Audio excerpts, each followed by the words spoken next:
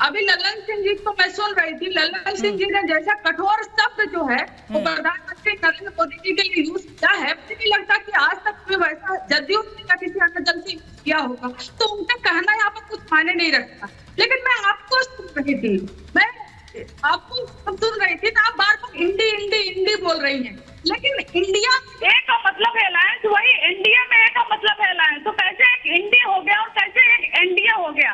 तो हमें लगता है कि आपको यहाँ पर करेक्ट करने की जरूरत है।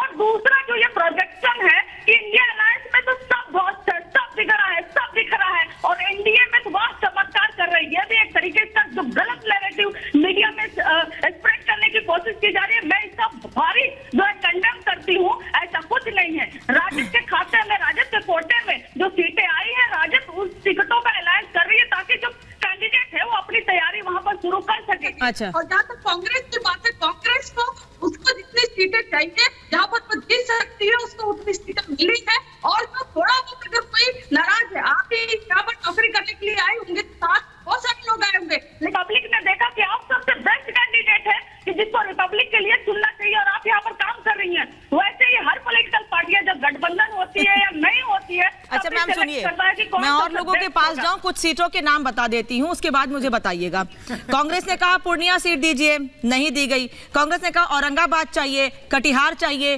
पूर्वी चंपारण चाहिए, नहीं दी गई। उसके बाद फिर कांग्रेस ने कहा कि हमको काराकट की सीट दे दीजिए, औरंगाबाद की सीट दे दीजिए, नवादा की सीट दे दीजिए, उस पर भी अभी असमंजस की स्थिति है। मैम खबरें तो ऐसी भी हैं कि बेतिया से कांग्रेस अपना उम्मीदवार चाहती है, लेकिन आरजेडी ये कह रही है कि उम्मीदवार आपका होगा, सिंबल हमारा होगा। अब ये डोमिनेशन नहीं है तो और क्या है? नहीं, जैसे आप बता रही हैं ऐसा लग रहा है कि कांग्रेस 40 की 40 मांगी थी और आरजेडी उसको एक भी नहीं दे रही है। तो ये 40 सीटें हैं क्या? मैंने तो 7 से 8 सीटों का नाम लिया है सिर्फ। जीत सकती है कांग्रेस, जहाँ पर जीत सकती है, कैंडिडेट मजबूत है, कांग्रेस का ही जनाधार है, वहाँ पर कांग्रेस को वोट सीट टिकट जो है मिल रहा है, उसमें हमारे बीच में कोई मतभेद नहीं है, ना मनभेद है। इसको आप प्रोजेक्ट करने की कोशिश करें या यहाँ पर बीजेपी के प्रवक्ता है वो कोशिश करें। तो आप ये कहिए कि पूर्णिया से कांग्रेस का उम्मीदवार होगा। कंचना जी, पूर्णिया नहीं, आप 20 सेकंड लीजिए, मुझे इतना बता दीजिए कि पूर्णिया से कांग्रेस का उम्मीदवार होगा यानी पप्पू यादव उम्मीदवार होंगे। देखिए, ये शीर्ष नेतृत्व जो है वो बैठ कर तय करेगी। वहाँ पर तेजस्वी जी खुद आ रहे हैं, यहाँ पर राहुल गांधी जी रहेंगे, सोनिया गांधी जी रहेंगे, जो भी रहेंगे वो तय करेंगे कि कहाँ पर किसका कैंडिडेट होना चाहिए। लेकिन मैं आपको एक उदाहरण देती हूँ, यहाँ पर जिक्र नहीं किया गया, कल से लगातार बीजेपी के कैंडिडेट जो उम्मीदवार घोषित है वो टिकट वापस करके जा रहे हैं, लेकिन इस पर तो कोई चर्चा नहीं है। वही दियानंद पारस जी को उठाकर फेंक दिया इन्होंने, पहले इस्तेमाल किया उसके बाद सड़क पर ठीक है, तो इस पर ये लोग बात नहीं करेंगे। लेकिन सारी कमियां जो है आप ठीक है, आरपी सिंह, सरदार आरपी सिंह, ठीक है कंचना जी, सरदार आरपी सिंह, आपके उम्मीदवार टिकट वापस कर रहे हैं और आप उन पे उंगली उठा रहे हैं।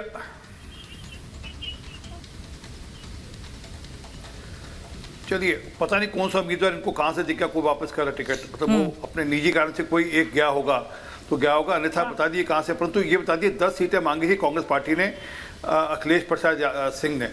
क्या 10 सीटें आप छोड़िए, अब सीटें मत गिनाइए इनको, पूर्णिया मत गिनाइए, बाकी सब जगह सीटें मत गिनाइए इनको। इनसे पूछे कौन सी 10 सीटें उनको दे रहे हैं ये बता दें आज, छोड़िए कोई 10 सीटें बता दें, उनके भीख के कटोरे में कौन सी 10 सीटें डालने बता जाए, बाकी छोड़िए। ये शब्द गलत, गिनती उन्होंने मांगी 10 सीटें उन्होंने मांगी, मैं वो सूची नहीं गिन रहा क्योंकि अभी बोलेंगे नहीं। सिर्फ देखिए आरपी सिंह साहब, अगर आप ऐसे शब्दों का इस्तेमाल करेंगे तो फिर आपके गठबंधन के लिए भी वो ऐसे ही शब्दों का इस्तेमाल करेंगे, फिर मैं दोनों को नहीं रोक पाऊंगी, सर जब अलायंस होता है तो पार्टियां आपस में बैठकर बातचीत करके तय करती हैं, ठीक है, हो सकता है, चलिए जी, मैं हो सकता है कहीं लड़ाई हो, रेक्टिफाई करता हूं। अच्छा सुनिए ना एक मिनट, मैं सकता कौन सी छोड़िए ना, कौन सी 10 सीटें जो अखिलेश प्रसाद सिंह कह रहे हैं कि 10 सीटों हमने चुनाव लड़ना है, कौन सी 10, कोई एक 10 बता दीजिए जहां पर ये लगता है कि इनको लगता है कांग्रेस जीत रही है। जब कांग्रेस को छोड़िए, कांग्रेस को क्या लगता है वो नहीं छोड़ दीजिए। पारस जी को 6 सीटें क्यों नहीं दी, क्यों उठा के फेंक दिया आपने? उपेंद्र कुशवाहा जी को, जीतन राम मांझी जी को, किसको कितनी सीटें दी? क्या उन्होंने जितना मांगा था आपने दे दिया था? आपने दिया? आप क्या बताइए, महाराष्ट्र में आपसे बात ये हो रही है कि आपका अलायंस ठीक है, हमारा अलायंस सब ठीक है, हमारा अलायंस सब ठीक है, चिंता मत करिए, अभी जब रिजल्ट आएगा सब दिख जाएगा आपको।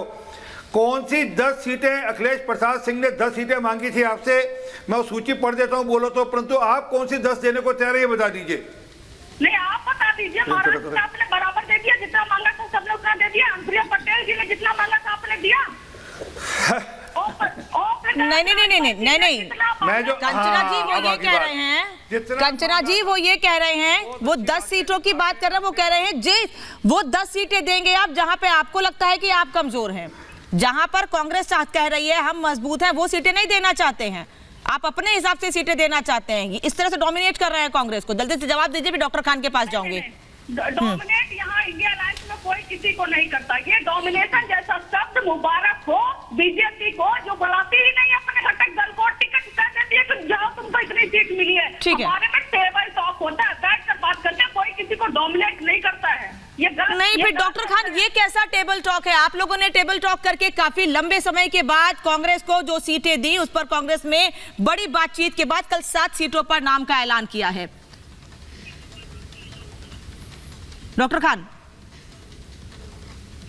2-3 बड़ी इंपॉर्टेंट बातें हैं जो डिस्कशन में देख रहा हूं। देखिए, एक बात आप समझिए, लोकतंत्र की बड़ी ताकत होती है, डेमोक्रेसी की बड़ी ताकत होती है, और जो आप बात ये कह, भाई जरा ये इको मेरा ठीक करिए, पीसीआर प्लीज ठीक करिए।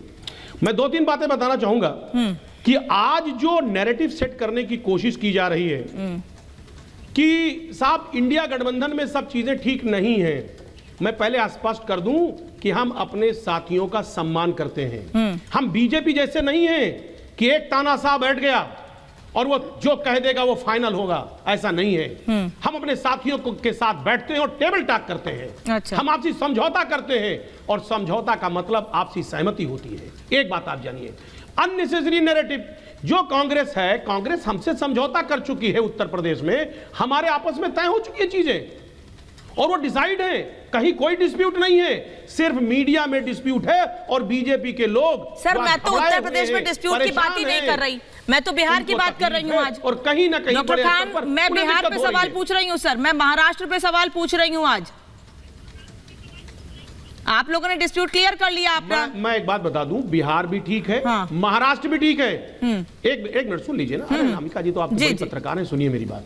देखिए, बिहार भी ठीक है, महाराष्ट्र भी ठीक है, आप किसी भी प्रदेश को ले लें, इंडिया का बोलबाला है। और एक बात जानिए, इंडिया जीतेगा, बीजेपी हारेगी, एक बात स्पष्ट है।